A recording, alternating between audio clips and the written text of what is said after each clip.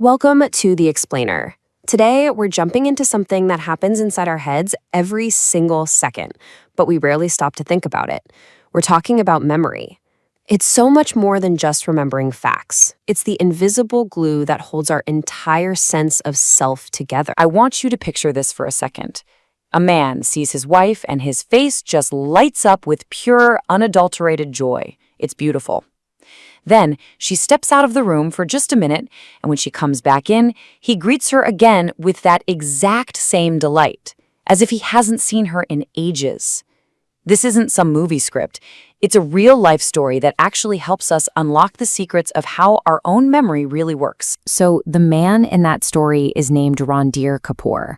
He suffered from a very rare viral infection that attacked his nervous system, and it left him with this profound amnesia. I mean, he can't form any new memories, and he can't recall almost anything from his past. He is, for all intents and purposes, living entirely in the present moment. Now, Randhir's case tells us something absolutely crucial.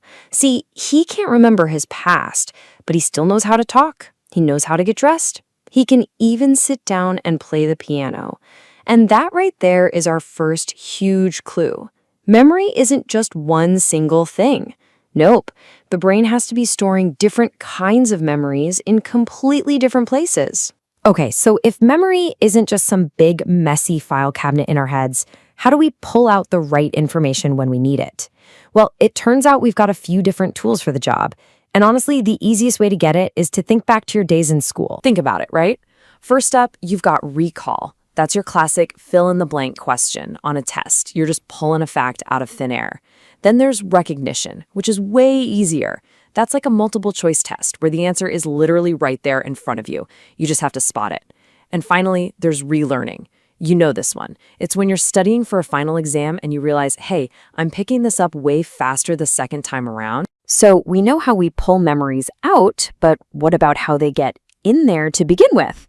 Well, there's a classic model that breaks it all down into a pretty simple 3-stage assembly line that every single one of our memories has to go through. It all starts with encoding. That's basically just getting the information into your brain.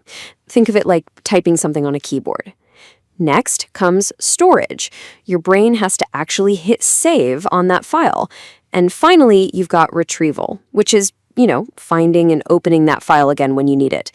Encoding, storage, retrieval. Simple as that. All right, let's put this to a quick test. I'm going to give you a name. The name is Achyuta. Just do your best to lock that name into your brain. Hold on to it for a few seconds. We're going to come back to it. So as you were trying to remember Achyuta, that name first landed in what's called your sensory memory, which is super fleeting. To actually keep it, you had to push it into your short-term memory. But here's the kicker. Your short-term memory is shockingly small. It can only hold about 4 to 7 separate things at once, and usually for less than 30 seconds, unless you're actively working to keep it there. Okay, moment of truth. Do you still have that name? If you do, if Achyuta is still in your head, it's because of something called rehearsal. You are probably repeating it in your mind. Achyuta, Achyuta, maybe without even realizing it. And that tiny bit of effort is exactly what saved a memory from just vanishing into thin air. Now, this simple idea of a short-term memory has gotten a bit of an upgrade. These days, psychologists prefer a better term, working memory. Think of it less like a temporary holding folder and more like your computer's desktop. It's an active space where your brain is consciously juggling information, connecting new stuff with your old long-term memories to actually make sense of the world in real time. So from this working desktop, your brain builds long-term memories in 2 main ways. On one hand, you have the explicit path. That's when you're consciously trying to remember something, like studying for a test. But then there's the implicit path, which is totally automatic.